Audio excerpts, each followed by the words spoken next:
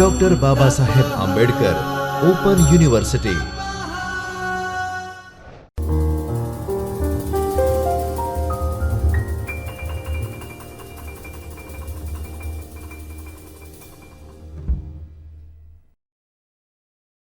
Hello students, welcome to the Chaitanya studio of Babasaheb Ambedkar Open University.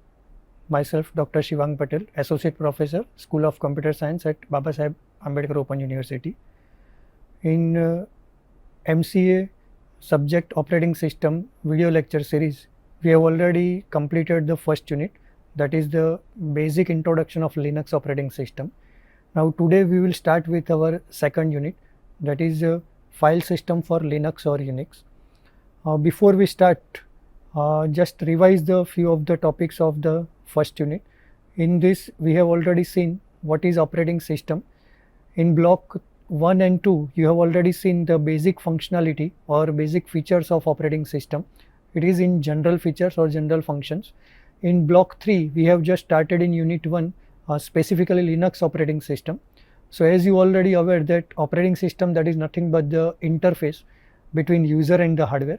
If you want to use any hardware devices, you are requiring to install operating system. So operating system is the bridge, you can say that it is the interface. You have seen that multiple example of operating system broadly classified as single user, single tasking, multi-user, multitasking. In multi-user multitasking operating system, the examples are Windows, Linux, Unix, Mac, iOS, all are the multi-user operating system. In your syllabus, basically it is focused on the Linux operating system. In the previous unit, we have seen the basic architecture of Linux operating system. So as you already aware, the main role or the function of operating system is to interact the user with the hardware system. So here in the Linux, basically this architecture contains two main parts. One is kernel and one is shell. As we have discussed, kernel is the core of operating system. Suppose you want to execute any of the command, that commands that can be executable by the kernel platform. If you want to tell which command you want to execute, in that case computer system that cannot understand your command, in that case you are requiring some interpreter, and the task or role of the interpreter that can be performed by the shell. So the duty of shell or the responsibility of shell is that whatever the user tells in form of commands, that will be converted into the whatever the machine understandable form, and it can be passed to the Linux kernel, and the duty of kernel is to execute that command, and whatever the output that can again pass to the user to the shell, and then after through shell the user can easily understand. So this thing we have already done in that first unit in which we have seen the kernel and shell. Now we are just starting with our second unit of file system for Linux operating system. So in this unit the agenda is we will see these of the topics, so learner can understand how to create or modify the files and directories. These are the learning objectives. Use the general purpose commands on Linux file system. In previous unit we have seen some very basic commands. Date command we have seen pwd. So these are the very basic command, but in this unit we will see commands that are based on the file system or the directory system. Then after, set the permission of files and directories. As you already aware, the Linux operating system that focuses also on the authenticity of the user and the security of the particular file. So how you can give the rights to the particular file for particular user, that we will see also in the form of commands. And then after we will see the create user and the groups. So each and every file or each and every directory that can be accessible by some of the users or multiple users that combines in a one group. So these are our learning objectives for this unit 2. Now just starting with the introduction part. Now first, what is file system? So file system is nothing but it is the logical collection of files or on the disk, you can say that any partition of the disk. Now in Linux or Unix, any of the devices, any of the input output devices that can be also treated as the file system. So whether it may be printer, it may be RAM, it may be mouse, all are treated as a file system. So whenever you are installing the Linux or Unix operating system, you can see in the directory structure that all the devices are, you can see, in the form of the file itself. Now the Linux directory and file system commands that make it popular, powerful and secure operating system. Now types of files. So whenever you are talking about the Linux or Unix operating system, the files that are broadly categorized into three. First is ordinary file, second is directory file, and third one is the device file. We will move with one by one. First one is the ordinary file. It is also called regular file. So this file having some specific format, and that format is fixed. So whatever the files that can be included in this ordinary file, it may be the text file, that means simple text context may be there, some binary files may be there, some executable files, some coding that may be also possible in these files, some external commands that can be also in the form of this ordinary file. So you can see on your screen that these are the contents that can be included in your ordinary file or the regular file. Now these are the files that can contain executable file, program data, then after the data files or external Unix command. Then after the directory file. So the previous file that we have seen, that is the ordinary file. So ordinary file, regular file, executable files or any of the file that can contain within some structure of directory. So as you already aware, in Windows platform, the directory is nothing but a folder. So whenever you want to create any directory, you can create a folder. Inside that folder you are creating multiple subfolders, or you can create a file according to your requirements. Same way here in the Linux or Unix operating system, that folder is considered as a directory. So you can create the directory. Inside that directory you can create subdirectories also, or you can create directly that files also. File may be your text file that contains some text data, it may be some binary executable files, it may be some code. So any of the file you can create under the directory or under the subdirectory. So any of the file, it may be the special file, it may be directory file, it may be ordinary file, all are under the directory system or directory file. Directory file also contains some subdirectories as well as files also. So basically two files with the same name that cannot be possible on a single root or single platform. As you already aware, suppose you are creating some folder in Windows operating system, the same name folder you cannot create in the same drive or in the same partition or within the same folder. Same way here, suppose you are created one file and you want to create the same name file or the directory within the same location, in that case it is not possible. Now each file has its unique ID. So you already aware that each and every file that can be identified by using some specific ID, and that is unique to that particular file or particular directory. So each and every file that can be identified by using some specific identification number, that is called UID. How you can see that particular unique identification number, that we will see in this session by using the command. Now in the Linux, the directory structure, you can see here in the figure or in the diagram that the first or the root directory that can be indicated by the slash, that is the backward slash. So whenever you can see this backward slash, it is nothing but the root directory.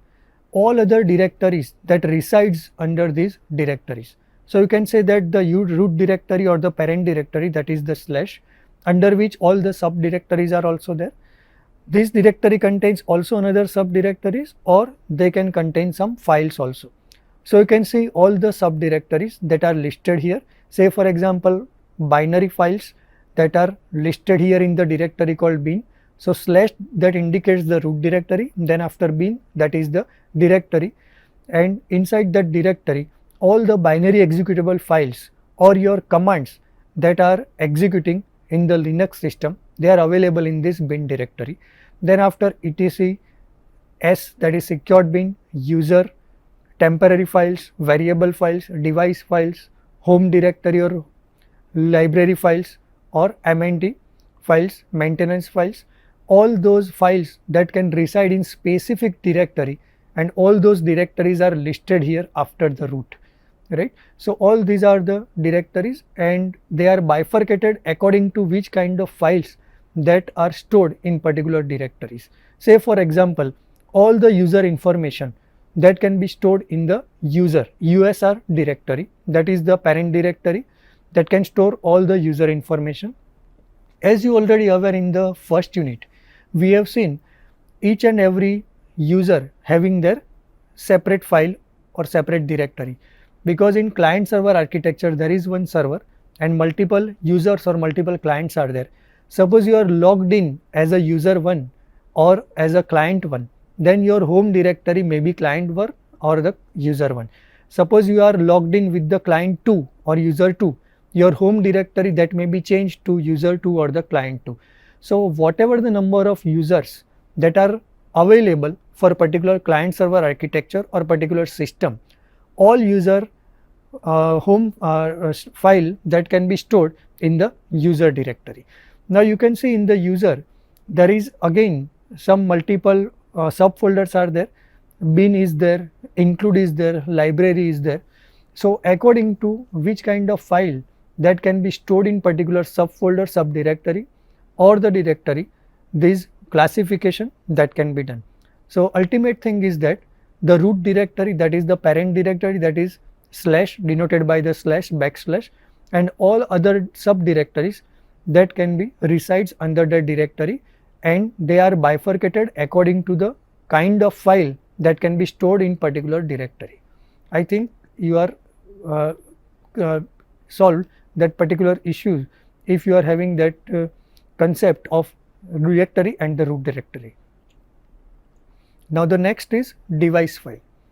So in the previous session as well as in the beginning of this unit 2 of block 3, we have seen that everything that can be treated as a file system in the Unix or Linux. So we have already discussed each and every devices, whether it is keyboard, mouse, RAM or anything else, they are also treated as a device or directory or the file system. So all those devices that can be stored in particular file, and that is nothing but the device file. You can mention with the help of /dev, that is device. So dev, that is the device directory in which all those files or all those devices that can be stored as a file system. You can see here on the screen, say for example USB is a device, hard disk, CD-ROM. So all those devices having their separate file and they are all stored under the device directory, and that can be indicated by a slash and the dev, that is device. So we have discussed three types of file. First one is the ordinary file, second one is the directory file, and third one is the device file. All these three files that is based on the Linux file system or Linux directory system. So in the question, like the architecture, or you can say that the file system of the Linux, so you have to explain all these three files. Now next we will start with the commands related with the directory. So in this unit basically you can see the commands based on directory as well as the files. So first of all you have to understand the difference between the directory and the file. So whenever you are creating a directory, so directory is the parent or the platform on which you can create another subdirectories as well as another files, and the file, that is nothing but the correction of contents. That content may be the text content, may be the binary executable file, may be the code, or may be some special files. So whenever you are directly use some of the content to store into particular location, it is nothing but the file, and multiple files that are grouped together and you can store in some one platform, that may be the directory or the subdirectory. So these are the different commands that we will see in this session that are based on the directory related commands. So one command, that is pwd, that is print working directory, or you can also say that the present working directory. Second command that we will see, that is cd, that is the changing directory. Third command that we will see, mkdir, to make the directory in the Linux platform, and then after the next command, that is rmdir, to remove the directory. So these are the directory related commands. Now we will start with our first command, that is pwd.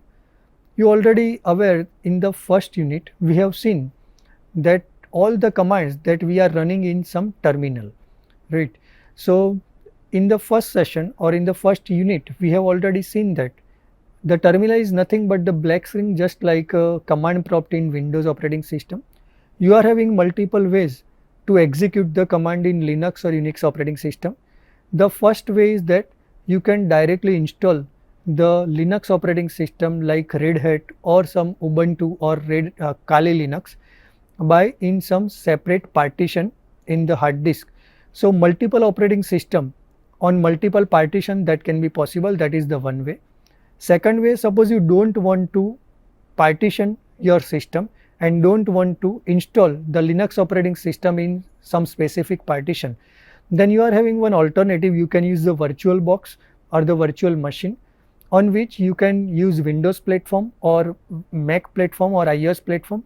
You just need to install the virtual box or the virtual environment. On that virtual environment, you have to install your Linux or Unix operating system. So it is not required to separately install in the partition in that case. That is the second alternative.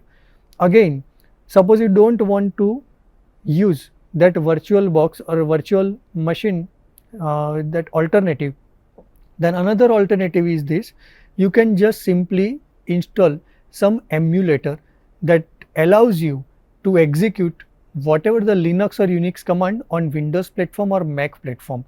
So WSAT, that is Windows platform on which you can execute whatever the Linux command. So that is the third alternative. We have already seen that in the last session. You just open that particular terminal and you can able to execute whatever the Linux or Unix command on that particular platform. So now we will start with the directory of system commands in the Linux. So first of all, the pwd, that is the print working directory. So you can see this command that can print the name of the particular present working directory that you are currently logged in as a user.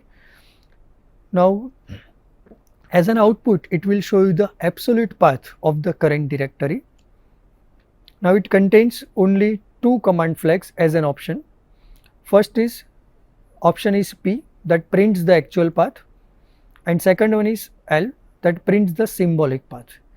Now you have to understand that basically what is PW, how you can execute, and after executing that PWD command, what will be the output. So whenever you are executing this pwd command, you can see on your screen, this is the terminal that we have already seen. Now in this terminal, you can see, suppose you can write pwd, that is the print working directory command, and after pressing the enter, you can see here the current directory, that is /home and /pcr. As we have already discussed, that / denotes the root directory. Inside that root directory, we have already seen multiple directories are there: bin directory, tmp directory, home directory, user directory, right. So this home directory, inside that home directory, there is the directory called pcr. So pcr is nothing but my username that I currently logged in. In the last session, we have discussed the who command and who am I. So suppose you want to list out whatever the number of users that are currently logged in.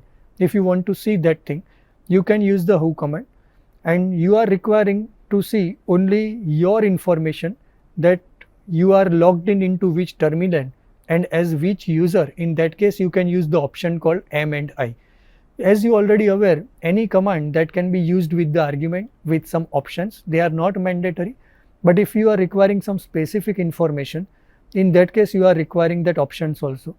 So here in pwd, you have seen in our PPT that two options are there, L and P, capital L and capital T. As you already aware, Linux is commands all are the case sensitive. So mind well, capital letter and small letter having both different meaning. So if you are using pwd command with capital L letter, then it prints the symbolic path. Now what is the meaning of symbolic path? So symbolic path, that nothing but whenever you are creating any of the file or whenever you are surfing any of the file or directory, then it can be related with some other files also or it can be linked with some other files. So it is not actually the targeted location, but some targeted location that can be also possible with some alias name. So the alternative name that can be defined or displayed by using here symbolic path. But suppose where actually your directory or file locates, you want that whole path, in that case you can use the command capital P. So it will define you the actual path. That actual path is nothing but the particular file or directory that can be located at which location, the original location, that is some root directory, then after some directory, then after some sub directory. So this whole path, that particular file actually resides, that you can see in this actual path, and the symbolic path is nothing but the link that can be passed whenever you are pressing to that particular location, that is the symbolic path. Now you can see here, whenever you are using that pwd command, you will see home and PCR. Now suppose I am logged in with some different client or different user. Here the pwd command, the output will be changed. It will display the current directory which you are logged in, right? So according to the client information, according to the user logged in, that information may be vary by using the pwd command. Now next command, that is mkdir. You can say that the make directory. Now suppose you want to create any of the directory or some of the directory within the already directory which is already existing. In that case you have to use that particular command, that is mkdir. Mind well, we are creating the directory, not the file. Both are the different thing. So whenever you want to create the directory, you have to use the command mkdir. You already aware with the command md, that is make directory, in the Windows environment. Suppose you want to create directory in Windows platform, you are using the command that md or mkdir. Same way here, you can use mkdir command to create a directory in the Linux environment or in Unix environment. So this command is used to create a new directory. Now this command is followed by the name, by the directory to be created. The syntax that you have to keep in the mind, after $prompt, as you already aware, the shell is ready to take the command. The shell may be C shell, con shell, call shell, bash shell. So these are the different types of shell, but the ultimate thing is that it is command interpreter. Whatever the command you are telling to the system by the terminal, so it can be interpreted and it will pass to the kernel. Kernel will execute it. So based on which language or which code that can be used to create a shell, the different types are also there. We are using the bash shell in our programming. So directory, that is nothing but the folder in Windows environment or any other operating system that we have seen. Now this command can also be used to create multiple directories. The only thing is that the rights that can be given to you or not. As we have already discussed, basically two types of users are there. One is normal user or regular user, another is the super user. So normal user cannot have all the rights, but the super user having all the authentication rights. Whatever the privileges that are super user privileges or administrative privileges, that can be accessible to the super user. If you are normal user, in that case you can create only single directory at a time, but if the super user having given you some of the rights, in that case you can create multiple directories by using the same command. Now you have to set the permission. We will see how you can create the directory. So this is our terminal screen. Now suppose you want to check whether the directory is already there or not. So ls command is there, that is the listing file or listing directory, that we will see in our next subsequent sessions in the file commands. We are currently seeing that the directory commands, but you can get the idea which directories or which files that are currently available in the system. You can use that command ls, that is listing file. So right now there is no directory or no file available that user have created. Now suppose you want to create, then you can use the command called mkdir. So I am using here mkdir command, that is my command name. Then after space, and then after you have to use the directory name that you want to create. Now suppose I am giving the directory name my directory 1. Now remember one thing here, you must have to follow the basic conventions while creating a file or while giving the name to that particular file or the directory, right? So you can use alphanumeric name to your directory name or the file name. The file name and the directory name, it is advisable, don't use space in between. You can avoid some special symbol, say for example dollar or any other symbol in the beginning of the directory name or the file name. These are some basic convention that you must have to follow while giving the name of the directory or the file. Now you can see I have given the name my dir1. So I have given this convention, say for example the first name M is capital, then after D is capital. So then after press enter. So now this directory is created and this is the empty directory. No content is there inside that directory. Now how you can see that this directory is created or not? So you can see the command ls. So you can see previously whenever we are executing the ls command, no content will be there. That means no file or no directory is created in that particular current directory, that is /home/pcr. Now we have created one directory with name mydir1. So after executing the ls command, you can see that directory that will be displayed. Now this directory is empty directory, there is no content inside that.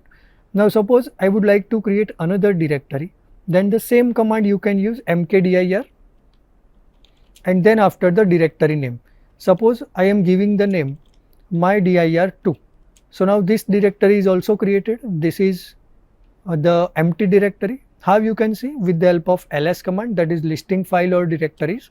So you can see these two directories that we have created with the help of mkdir. Now both the directories contains nothing, that's why it is the 0 size directory. Now suppose you want to create some file, you want to create some another directory, or you can say that the subdirectories into this already existing directory, then you can also create with the help of mkdir. Now remember one thing, whenever you are using this mkdir command, then this mkdir command that will create the directory.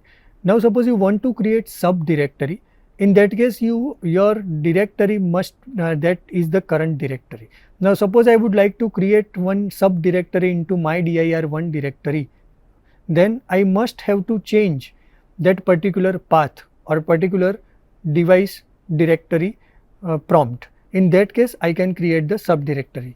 So you can see here the syntax that we have already seen. Now suppose you want to find the documentation of particular mkdir, then you can use mkdir, then after hyphen or dash and help. So this terminal give you all the basic options that are related with mkdir. Another is mkdir v, that is verbose. Now suppose you want to see all the information directory by directory, then you can use this command. Now you can see mkdir